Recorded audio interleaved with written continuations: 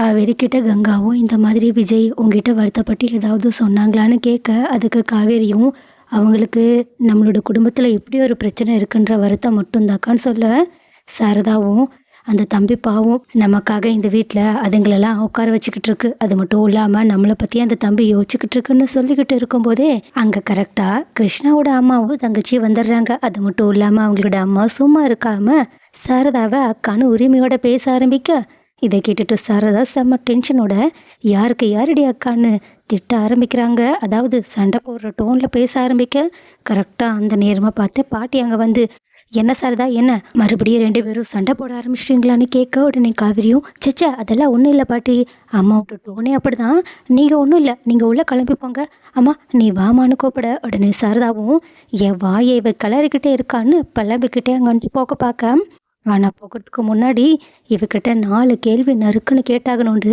ஆமாம் ஏண்டி உன்னை பார்த்தா ஏதோ வெளிநாட்டிலேருந்து வந்தவ மாதிரி தெரியல, பேச்சுகிற பேச்செல்லாம் நம்ம ஊர் பாஷை மாதிரி இருக்குது. அட அக்கா, எங்கள் ஊர் இங்கே இருக்க தேனி தாங்க்கா. ஓஹோ சரி சரி. அப்புறம் கிளி மாதிரி ஒரு பொண்டாட்டி நான் இருக்கும்போது அவர் எதுக்காகடி குரங்கு மாதிரி உன்னை வச்சிட்டு இருந்திருக்காரு? அப்படி உங்ககிட்ட ஒன்றும் ஸ்பெஷலாக இருந்த மாதிரியே தெரியலையே, உன்னை பார்க்கவும் அழகா இல்லை, இப்படி இருந்துக்கிட்டு எப்படி என் புருஷனை ஏமாத்தினன்னு அவங்கள பாடி ஷேம் பண்ணி ரொம்பவே மோசமாக பேச, இதை கேட்டுட்டு அந்த லேடியோ அவங்களோட பொண்ணும் ரொம்பவே வருத்தப்பட்டுட்டு அங்கேருந்து போயிடுறாங்க.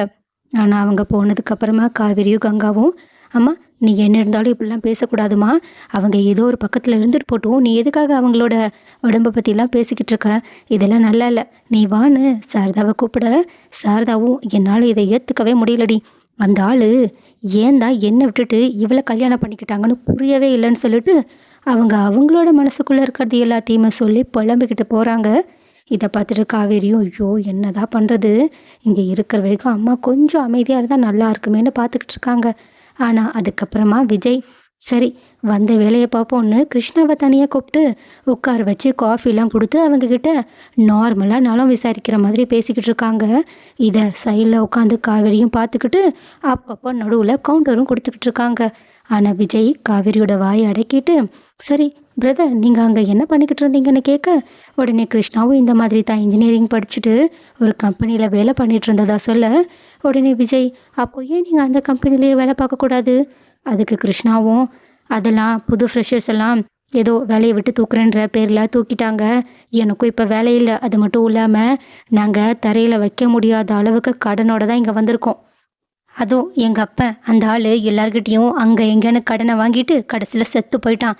எப்படியோ 2-3 வருஷம் நாங்கள் சமாளித்து பார்த்தோம், ஆனால் எங்களால் இதுக்கு மேலே முடியாதுன்னு சொல்லும்போது தான் இங்கே வந்தோம், எல்லாத்துக்கும் மேலே இந்த சொத்தில் எங்களுக்கும் பங்கு இருக்குல்ல அப்படின்னு சொல்ல, உடனே விஜயும் சரி சரி பிரதர், நீங்கள் சொல்கிறதெல்லாம் எங்களுக்கு புரிஞ்சிக்க முடியுது, அதனால தான் நாங்கள் ஒரு முடிவெடுத்திருக்கோம், நாங்கள் ஏற்கனவே இந்த சொத்தை 5 பங்காக போகிறதா இருந்துச்சு, சரி இப்போ நீங்களும் வந்து கேட்குறீங்கல்ல, அதனால் 6 போட்டுடலான்னு சொல்ல, உடனே கிருஷ்ணாவும் கோவத்தில் எங்களுக்கு 50-50 வேணும், அதெல்லாம் முடியாதுன்னு சொல்ல, ஆனால் விஜயும் இங்கே பாருங்கள் எங்களுக்கெல்லாம் உங்களுக்கு இந்த பங்கை கொடுக்கணும்னு அவசியமே கிடையாது, காவேரி சொன்னது தெரிஞ்சிச்சில்ல, இந்த வீட்டு மேலே அவ்வளோ கடன் இருந்துச்சு, அது மட்டும் இல்லாமல் இப்போதைக்கு வீடு மட்டும்தான் இருக்குது, தோட்டத்தையும் அந்த பசுபதி ஏமாற்றி எழுதி வாங்கிட்டான், அப்புறம் நீங்கள் சொல்கிற இன்னொரு ப்ராப்பர்ட்டி எங்கே இருக்குன்னு கூட எங்களுக்கு தெரியாது, அதனால் அந்த ப்ராப்பர்ட்டி வந்ததுக்கப்புறமா அதை பற்றி பேசிக்கலாம், பட் இப்போது எங்களால் உங்களுக்கு இவ்வளோ தான் தர முடியும், உங்களுக்கு இன்றைக்கி ஒரு நாள் ஃபுல்லாக டைம் தரேன், நீங்கள் யோசிச்சு உங்களோட முடிவை சொல்லுங்கள், மற்றபடி இதுதான் எங்களோட முடிவுன்னு சொல்லிட்டு அவங்க காவேரியை கூப்பிட்டுட்டு அங்கேருந்து கூலாக கிளம்பி போக, ஆனால் கிருஷ்ணாவுக்கும் இது சுத்தமாக பிடிக்கல, அதனால் கோவத்தில் போய்கிட்டு இருக்கும்போது கரெக்டாக அவங்க அம்மா கூப்பிட்டு விஜய் என்ன சொன்னான்னு கேட்க, உடனே அவங்க விஜய் சொன்னது எல்லாத்தையுமே சொல்லிட்டு கண்டிப்பாக இவங்க சொல்கிறதுக்கெலாம் என்னால் சம்மதம் தெரிவிக்க முடியாதுன்னு சொல்கிறாங்க. ஆனால் அவங்களோட அம்மாவும் தங்கச்சியும் வேண்டானா அவங்க கொடுக்கறத வாங்கிட்டு போயிடலான்னு அவங்கக்கிட்ட சொல்ல, ஆனால் கிருஷ்ணாவோ அதை ஏற்றுக்கிற மாதிரியே தெரியல, அவங்க செம்ம கோவத்தோடு பேசிட்டு அங்கேருந்து கிளம்பி போயிடுறாங்க.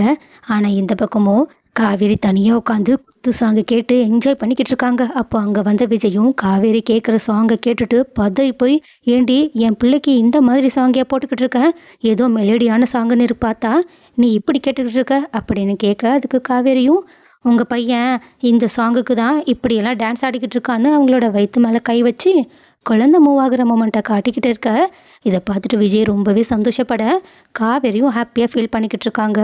ஸோ ஒரு வழியாக காவேரி இந்த பிரச்சனையை ஏற்றுக்கிட்டு தன்னோட உடம்பை பற்றி யோசிக்க ஆரம்பிச்சிட்டாங்க. அண்ட் ஆல்சோ கிருஷ்ணாவை தவிர அவங்களோட குடும்பத்தில் இருக்கவங்க 2 பேருமே அவங்க கொடுக்குற பணத்தை வாங்கிட்டு போகலான்ற முடிவுக்கு வந்துட்டாங்க. ஸோ கூடிய சீக்கிரம் இந்த பிரச்சனை ஒரு முடிவுக்கு வரப்போகுதுன்னு யாரெல்லாம் நினைக்கிறீங்க? அப்படி இல்லைன்னா கிருஷ்ணா மூலயமா மறுபடியும் இந்த பிரச்சனை பெருசாக தான் நிறைய வாய்ப்பு இருக்குன்னு நீங்கள் நினச்சிங்கன்னா அதை கமெண்ட்டில் சொல்லுங்கள்.